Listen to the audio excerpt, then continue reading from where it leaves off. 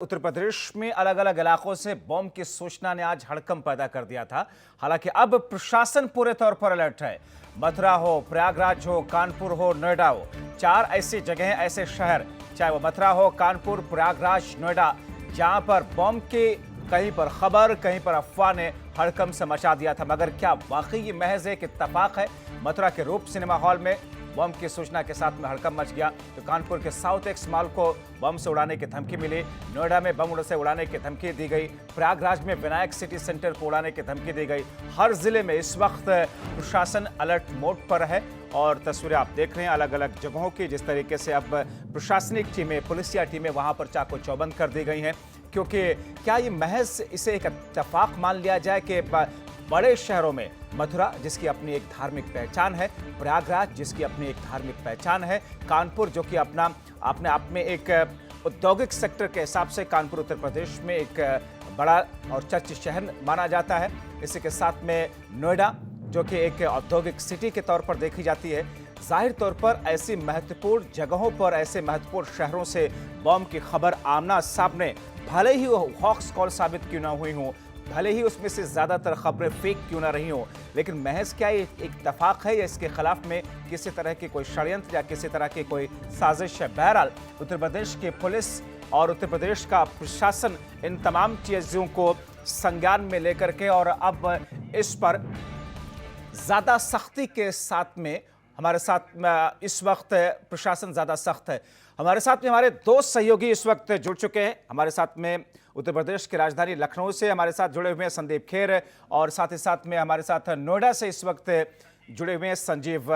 संदीप, मैं आपकी तरफ आता हूं, शुरुआत आपसे करना चाह रहा हूं।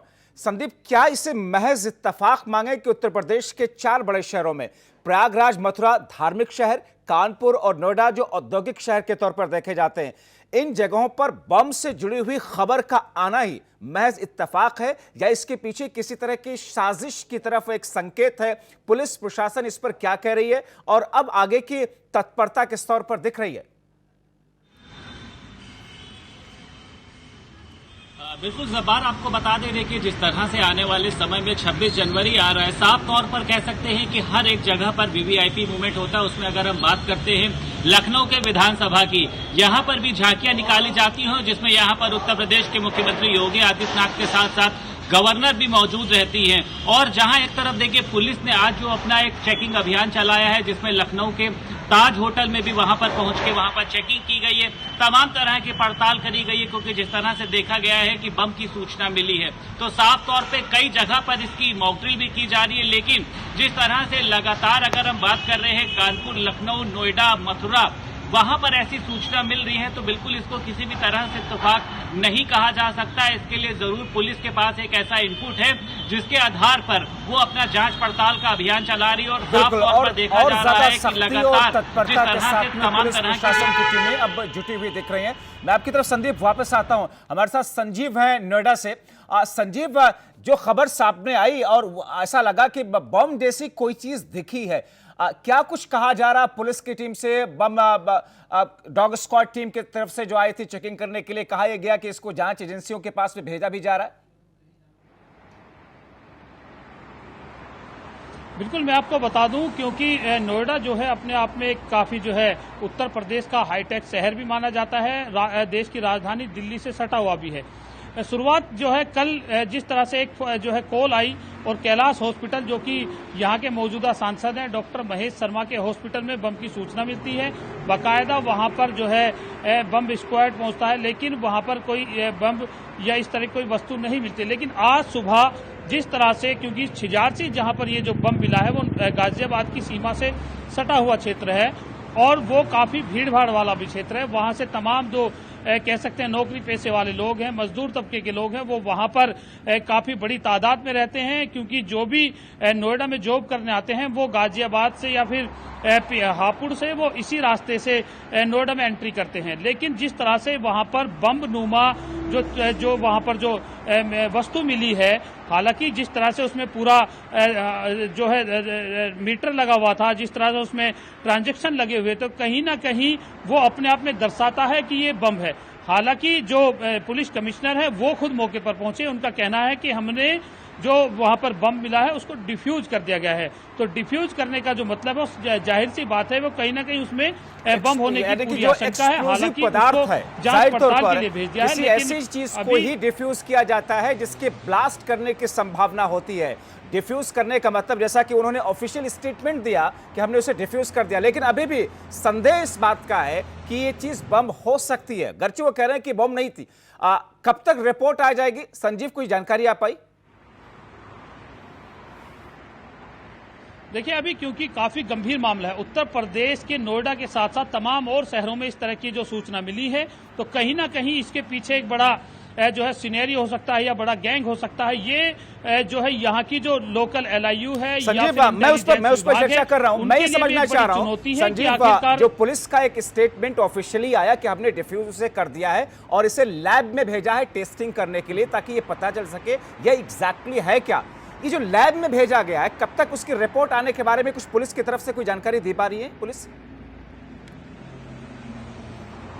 देखिए, अभी फिलहाल पुलिस से मेरी कुछ देर पहले भी यहाँ के जो कमिश्नर हैं जो है उनके PRO से बात हुई। उनका कहना है कि अभी फिलहाल कोई रिपोर्ट नहीं आई है और जैसे ही रिपोर्ट आ जाती है वो इसको मीडिया में जो है लाएंगे कि आखिरकार किस तरह की वो वस्तु थी या उसमें किस तरह का कोई बारूद था या नहीं था, या जो भी है वो उसके बाद ही क्लियर हो पाएगा जब इसकी पूरी लैब से जो है जांच रिपोर्ट आ जाएगी। हालांकि पुलिस इस पूरे मामले की जांच पड़ताल कर रही है। बने रहिए हमारे साथ में। मैं जी जरा संदीप खेर की तरफ रुख करता हूं। संदीप, जैसा कि अभी हमारे दूसरे सहयोगी संजीव नोएडा से बता रहे थे, नोएडा अपने आप में एक हाईटेक शहर है, नोएडा अपने आप में एक औद्योगिक शहर है, और ऐसे में बम जैसी चीज का मिलना, अलग अलग शहरों से जिस तरीके की खबरें आना, हालांकि एक आध जगहों से ऐसी खबर आई कि साहब वो फर्जी खबर थी। जैसा कि मैंने शुरू में आपसे कहा था कि क्या पुलिस इसे महज एक इत्तेफाक मान रही है? क्योंकि अगर 2 दिनों में 6 से 7 जगहों से बम से जुड़ी हुई खबर आती है तो इसके पीछे किसी चीज के होने के संकेत मिलते हैं। वो चीज क्या है? किसी की साजिश है, एक माहौल में खराबी अफरा तफरी पैदा करने के लिए? 26 जनवरी का मौका आ रहा है, जैसा कि आप बता रहे हैं, एक तरीके की बेचैनी पैदा करने के लिए, या वाकई किसी असामाजिक तत्व की साजिश या किसी आतंकी की साजिश उससे को अंजाम देने से पहले एक टेस्टिंग की प्रक्रिया है? बिल्कुल, देखिए जब्बार, आपको बता दें, जिस तरह से मैंने पहले भी कहा था कि 26 जनवरी का जो दिन है वो काफी करीब है, और उसी के साथ साथ देखिए जिस तरह से किसान आंदोलन चल रहा है, तो साफ तौर पे देखा जा रहा है कि कहीं ना कहीं से कुछ ऐसे जो संगठन है या कुछ ऐसे शरारती तत्व हो सकते हैं जिन्होंने या तो पुलिस को फोन करके सूचना दी होगी, क्योंकि पुलिस इसको पूरी गंभीरता से ले रही है। पुलिस ने इसको कहीं से भी इत्तेफाक नहीं समझा है, और साफ तौर पे जिस तरह से आज ताज होटल में चेकिंग कराई गई है और जिस तरह से सूचना मिलने के बाद लखनऊ के चारबाग स्टेशन पर भी सख्ती तेज कर दी गई है। वहां पर जो भी लोग बैठे हैं या जो भी लोग वहां पर आ जा रहे हैं उनकी प्रॉपर एक चेकिंग की जा रही है, और इसी के साथ साथ एयरपोर्ट पर भी कह सकते हैं कि चेकिंग को बढ़ाया गया और साफ तौर पर सभी के सामानों की तलाशी ली जा रही है। तो बिल्कुल इसको इत्तेफाक नहीं कहा जाएगा, क्योंकि एक जगह नहीं, कई जगह पर ऐसी तरह की सूचनाएं मिली हैं और 26 जनवरी करीब है, किसी न किसी आतंकी संगठन का इसमें इन्वॉल्वमेंट हो सकता है। लेकिन पुलिस का साफ तौर पे कहना यह है कि हम पूरी तरीके से तैयार हैं और अभी तक हमें कहीं से बम की कोई सूचना नहीं मिली है। लेकिन हालांकि जिस तरह से एक जगह से हमको ऐसा फोन आया था जिसके बाद हमने लखनऊ के ताज होटल में चेकिंग कराई है, लेकिन वहां पर हमको बम जैसा कोई भी सामान नहीं मिला है। तो पुलिस जो है वो तत्परता से अपना काम कर रही है। पुलिस का कहना यह है कि हमारी सारी मजबूती है, 26 जनवरी को लेकर तैयारी करी जा रही है, हर एक चप्पे चप्पे पर तलाशी की जा रही है। जब्बार जी, आप संदीप, क्या वहां स्थिति अब सामान्य है? जहां पर ऐसी खबरें आई वहां पर जो जाहिर तौर पर तत्काल प्रभाव से रास्ते बंद किए गए होंगे, चेकिंग अभियान चलाया गया होगा, अब स्थिति पूरे तौर पर सामान्य है?